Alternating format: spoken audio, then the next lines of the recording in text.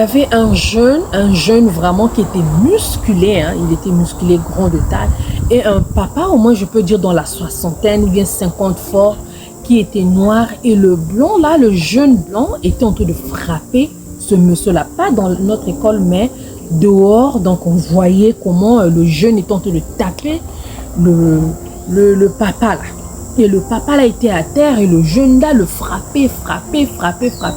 Moi, la première réaction en tant qu'Africaine, je voulais aller aider. Moi, j'ai dit à mon professeur, mais on peut sauter la grille pour aller aider le papa là. Regardez comment on est en train de frapper le papa là.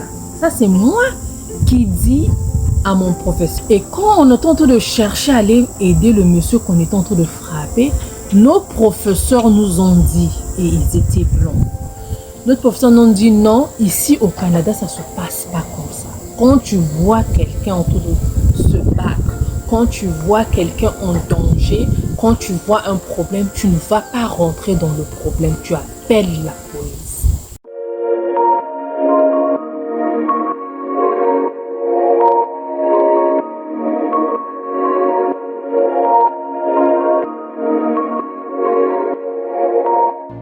Salut la famille, bonjour et bienvenue à tout le monde. J'espère que vous allez bien. Moi, ça va un peu par la grâce de Dieu. J'espère que vous allez bien. Si et seulement si ça ne va pas, que le Seigneur Jésus nous aide, nous assiste par sa grâce et par son amour. Aujourd'hui, je viens faire story time avec vous. Mon nom est Bélia. Si et seulement si c'est ta première fois, tu es le bienvenu. La bienvenue, seulement si ce n'est pas ta première fois. Bienvenue à tout le monde et merci d'avoir cliqué sur cette vidéo. Aujourd'hui, je me sens un peu down, je me sens un peu mal par rapport à une situation qui se passe sur le net. J'aime pas parler souvent des choses qui se passent sur la toile, mais aujourd'hui, je me mets là à parler de ça parce que, je suis une mère. C'est l'histoire de Alexandra, une fille congolaise de Kinshasa. Moi, je suis congolaise de Brazzaville, donc une fois de plus, ça me touche. Morte au Québec. Donc oui, j'ai pas de relation avec cette fille-là. Ce n'est pas un membre de ma famille, je l'ai pas connue. Mais si et seulement si je fais cette vidéo, c'est pour quelques raisons. La première raison, je suis congolaise de Brazzaville. Oui, on est voisins. Oui, il y a beaucoup de morts, il y a beaucoup de choses qui se passent souvent. Je ne parle pas de ça, mais si je viens parler d'Alexandra, c'est parce que je suis maman. Je suis maman. J'ai une grande fille aussi. Et demain, après-demain, elle peut se déplacer aussi pour un autre pays pour aller étudier. Tel que là, j'ai reçu des lettres dans son école pour aller en Italie pour les vacances d'été. École qui organise, mais là, j'ai refusé ça par rapport à cette histoire. J'ai refusé ça. Donc, je voulais partager un peu avec vous. Donc, ça me fait mal au 1 parce que je suis une mère. Au 2, je suis congolaise de Brazzaville. Congo, Brazza, Congo, Kinshasa, on est comme un seul pays. C'est seulement l'eau, le fleuve Congo qui nous sépare. Et troisième chose, j'ai vécu en Alberta, au Canada et au Québec. Donc, ces 3 points ont vraiment brisé. J'ai une histoire encore que je voulais ajouter là-dessus. C'est pour ça que je viens faire ce story time là. Moi, j'ai vécu au Canada pendant un bon moment. Mais quand je suis arrivée au Canada, j'étais arrivée à la province d'Alberta. Au Canada, il y a 10 provinces et 3 territoires, territoires qui ça fait 13. Aux États-Unis, c'est les states, c'est pas les provinces. Les states, les États, voilà, les États. Et aux États-Unis, il y en a 50. Donc, je parle pas des États-Unis. Là, je suis au Canada. Moi, je suis arrivée à Alberta chez mon père. Puis après, puisque j'ai une grande famille au Canada, j'ai vraiment une grande famille au Canada. Puis après, j'ai j'ai déménagé, je suis allée au Québec, à Montréal précisément, pour mon mariage et je suis restée là-bas plus de 2-3 ans. Et je connais Trois-Rivières. Trois-Rivières, c'est une ville qui est au moins à 1h45 minutes, 2 heures de Montréal. Je connais la ville là où notre fille, notre soeur, notre enfant est morte, Alexandra, à Trois-Rivières. J'ai été, j'ai vécu, bon, pas vécu, mais j'ai visité des barbecues et tout. J'ai visité, j'ai quelques parents là-bas aussi. Cette histoire, comment je l'ai su, je n'ai pas suivi ça sur le net. C'est ma belle-sœur qui m'avait appelé, qui était dans les larmes. Elle aussi est aux États-Unis ici. Oh, regarde cette histoire. Il y a une maman qui a eu seulement un enfant. Donc, je vais essayer de vous expliquer qui a eu seulement un enfant. Je ne sais pas si seulement si vous connaissez déjà l'histoire et tout. Mais moi, je vais vous raconter ce que moi, je sais. Elle avait seulement une fille et la fille, elle a eu cette fille-là très jeune. Et après que sa fille a eu, on dirait, le bac, comme on dit chez nous, elle est venue au Canada, au Québec, pour étudier en tant qu'étudiante. Elle n'était pas dans les maisons de home, les maisons de collège, mais elle avait pris un appartement qui avait 3 chambres et elle a pris les roommates. Roommates que nous, en français, on appelle colocataires, si je ne me trompe pas, les colocataires qui vivaient avec elle. Et un jour, sa maman l'envoie soi-disant de l'argent d'aller prendre. La fille ne répondait pas, mais la fille était allée à 2 heures, presque 2 heures, 1h45 de la ville. Elle habitait donc Montréal. Elle est allée à Trois-Rivières, qu'il y avait un de ses roommates qui l'avait conduit là-bas, l'avait laissé au parc parce qu'on dirait qu'elle avait rendez-vous, mais après, elle n'est pas rentrée. Temps après temps, recherche après recherche, on est venu trouver la fille là est morte. Pourquoi moi je parle de ça aujourd'hui? Moi j'ai vécu en Alberta comme je vous ai dit. Quand je suis arrivée au Canada, la première chose que j'ai faite, c'était d'aller faire un test d'anglais. Moi je revenais d'un pays francophone, il fallait faire un test d'anglais. J'ai fait le test d'anglais, il fallait que j'aille à l'école pour apprendre la langue. Donc, j'ai étudié quelque part et un jour, on faisait les tests fire alarm. Fire alarm, je ne sais pas comment dire ça en français, vous allez m'excuser, mais fire alarm, c'est à feu. Quand il y a un feu à l'école, il y a souvent l'alarme qui fait souvent faire des tests à l'école. Quand c'est ça, on veut voir comment vous allez réagir, on sort de la cour, vous partez chercher votre professeur et tout. Donc, nous aussi, on faisait ça un jour. Quand on faisait ce fire alarm test, on a sonné à l'école, peu importe ce que tu fais, les stylos. Donc, si tu connais, si et seulement si tu ne connais pas, c'est ici, il y a le feu et les maisons ici, les maisons au Canada, États-Unis, c'est fait seulement des bois. Donc, quand il y a l'alarme, il y a le feu, il y a des sorties. On appelle ça emergency exit en anglais. Les sorties d'urgence, si je peux le dire comme ça, sorties d'urgence et tout. Vraiment, excusez-moi, hein, vous allez venir m'insulter encore une fois de plus, mais j'essaie de sortir ce que je connais, ce que je veux. Les sorties d'urgence, donc emergency exit, on vous montre un chemin, vous sortez. Donc, quand on est sorti, on est allé dans la cour, le fence. La clôture, voilà, la clôture de notre école était seulement comme les grilles, donc les trous, tu peux voir les maisons et tout et tout. Donc quand on est sorti, il y avait quelque chose qui m'avait attiré. Il y avait un jeune vraiment qui était musclé, hein, il était musclé, grand de taille, et un papa, au moins je peux dire dans la soixantaine ou bien 50 fort, qui était noir, et le blanc là, le jeune blanc était en train de frapper ce monsieur-là, pas dans notre école, mais dehors. Donc on voyait comment le jeune était en train de taper le papa là, et le papa là était à terre et le jeune là le frappait. Moi, la première réaction en tant qu'Africaine, je voulais aller aider. Moi j'ai dit à mon professeur, mais on peut sauter la grille pour aller aider le papa là. Regardez comment on est en train de frapper le papa là.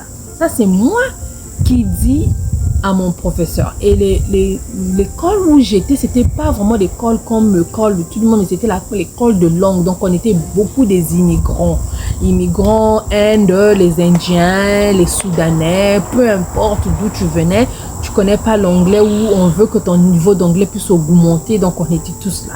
Donc quand on s'est retrouvés, moi j'ai dit, mais regardez comment on entend. Tout le monde dans la cour était paniqué, voulait aller aider ce papa qu'on était en train de frapper. Et quand on est en train de chercher à aller aider le monsieur qu'on est en train de frapper, nos professeurs nous ont dit, et ils étaient blonds. Notre professeur nous dit non, ici au Canada, ça ne se passe pas comme ça. Quand tu vois quelqu'un en train de se battre, quand tu vois quelqu'un en danger, quand tu vois un problème, tu ne vas pas rentrer dans le problème, tu appelles la police. Mon frère, ma soeur, chaque pays a ses réalités. Je ne sais pas en France comment ça se passe, mais ça c'est ce que nos professeurs nous avaient dit au Canada et c'était en Alberta. Donc nous là où on était, au moins à, je peux dire 5 ou 10, je sais pas 10 mètres, on est en train de voir comment on est en train de frapper ce papa-là. Et on n'avait pas la possibilité d'aller les séparer. Nous en Afrique, quand les gens se battent, là, on vient se mettre au milieu, hein, on ne sait pas. Mais on nous a dit là-bas, ça ne se fait pas. Ne va pas rentrer dans les fights des gens, appelle la police. Moi j'ai dit, mais le temps que la police va venir, le monsieur là peut mourir. Mon professeur qui me répond, il dit, oui, c'est sad, c'est malheureux, mais c'est ça la loi. Parce que si tu vas là-bas et que tu vas te faire tabasser et tout, ça sera ton problème quand la police va venir, on va te dire qui t'avait dit de rentrer là-dedans. Et le monsieur là qui est en train de... Ceux qui peuvent se battre peuvent te tirer et tout. Donc, c'est interdit, appeler la police. Donc, nous là, on était tout en train de crier. Hey, don't do that, leave him alone. Ne faites pas ça, laissez-le. Après, le jeune là, comme il a vu beaucoup de visages, il y avait des autres qui avaient des téléphones. Il a vu peut-être qu'on va le filmer. Le jeune gars est parti, a laissé le papa là entre le C. Moi, Bélia, j'ai vu.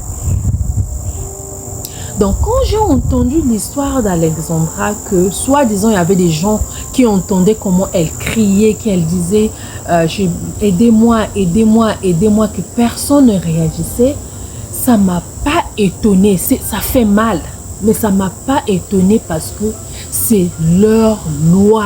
C'est parmi leurs lois. Il y a des gens qui peuvent venir te secourir, mais ils vont faire ça par rapport à leur tête. Mais leur loi leur interdit de faire cela. Tu es en danger, on est en train de te taper dehors. Là, le voisin ou la voisine voit, il appelle seulement la police, va expliquer. Il est habillé comme ça, il est noir, il est blanc, il est fait ceci, il est en train de l'emmener comme ça, plaque d'immatriculation, et elle va seulement prendre. Elle ne va pas sortir. Ou ils ne vont pas sortir pour venir t'aider. C'est ce qui m'a vraiment encore fait mal. Chaque pays a ses lois. Chaque pays, comme on dit, quand tu arrives dans un pays, tu ne sais pas comment, tu suis comment les autres marchent. Donc l'histoire de cette fille-là m'a vraiment fait mal. En tant que maman, en tant que grande sœur, en tant que congolaise, en tant qu'humain, ça m'a fait mal. Donc, je ne sais pas si seulement si cette vidéo-là va tomber sur l'une des parents ou familles de cette fille-là, Alexandra. Ce que moi, je pourrais dire, c'est que mes condoléances, que le Seigneur Jésus vraiment puisse apaiser vos cœurs. Il n'y a rien que je peux dire qui pourra fermer ce trou. Il n'y a rien que je peux faire qui pourra te soulager là-dessus, si ce n'est pas la paix du Seigneur. Que Dieu t'assiste. Que Dieu assiste toute personne qui est en deuil. Maintenant, toi qui me suis, si c'est peut-être pas Alexandra, mais tu es en deuil, tu viens de perdre quelqu'un. Que Dieu t'assiste. Que Dieu te donne la paix, que Dieu te donne la force, que Dieu te donne le courage, parce que ce n'est pas facile de perdre un être cher, mais que ce Dieu-là puisse t'assister. Dans l'une de mes vidéos que j'ai parlé du téléphone, j'ai parlé d'une fille que le voisin avait mis sur le sous-sol, avait tué cet enfant-là et commencé à jeter membre après membre dans chaque forêt. Ça, c'était aussi au Québec. Je me rappelle plus du nom, mais quand moi je suis arrivée, ça datait déjà de 10 ans. Les parents de cette fille-là, on faisait que chercher cette fille-là. C'était une petite blanche québécoise qu'on avait fait ça. Quand on était venu découvrir plus tard sur le sous-sol que c'était le voisin qui avait fait. Et il y a encore une autre vidéo que j'ai vu, encore un enfant de 10 ans qu'on a renversé de l'eau chaude, qui est brûlé au 3e degré parce que cet enfant de 10 ans ou quoi revenait de l'école ou je ne sais pas quel âge. et avec son jouet, le jouet allait rentrer dans la parcelle d'une personne. Le fait que l'enfant allait rentrer pour aller prendre son jouet, la dame blanche est venue renverser le chose. Je ne sais pas si seulement si vous avez suivi ça. Mais vraiment, ce que je peux dire, c'est que seulement que Dieu puisse nous garder. Parce que peu importe où on veut vivre, on a pensé mieux d'envoyer Alexandra au Canada pour faire sa vie, devenir quelqu'un. Mais la mort l'a trouvé là-bas. Peu importe là où nous voulons vivre, que Dieu seul puisse nous garder et nous protéger. Et sachant seulement que c'est la volonté de Dieu. Deux fois, la volonté de Dieu est difficile à avaler. Mais si seulement si c'est la volonté de Dieu, on n'a pas le choix. Vraiment, courage à toute personne qui sont en train de passer des moments difficiles. Courage à toi qui est en train de passer des moments difficiles. Courage à toi qui vient de perdre quelqu'un. Courage à la famille d'Alexandra. Que vraiment, Dieu, vraiment, il n'y a rien. Je vois cette maman-là, toi qui as élevé ton enfant de 0 à cet âge-là, un seul enfant, tous les sacrifices. Peu importe que tu aies 10 enfants. Même quand on enlève seulement un enfant, ça fait mal. Courage à toi. Vraiment, toutes nos prières s'adressent à toi. Que Dieu vraiment puisse t'assister. Merci d'avoir suivi. Vraiment, que le Seigneur Jésus nous garde et nous protège. Surtout cette fin d'année, restons dans la prière. Remettons cette fin d'année aux mains de l'Éternel et 2025 dans les mains de l'Éternel. Merci à vous tous qui vous abonnez. Merci, merci, merci, merci à mes abonnés. Merci à toi qui laisse un commentaire. Merci à toi qui aime les vidéos. Merci, merci, merci infiniment. C'est pas que je vous oublie. Je vous oublie pas et je vous apprécie. Je remercie. Merci aussi à toi qui partage les vidéos. Que le Seigneur Jésus puisse t'assister. Gros bisous. On se verra la semaine prochaine. Bye.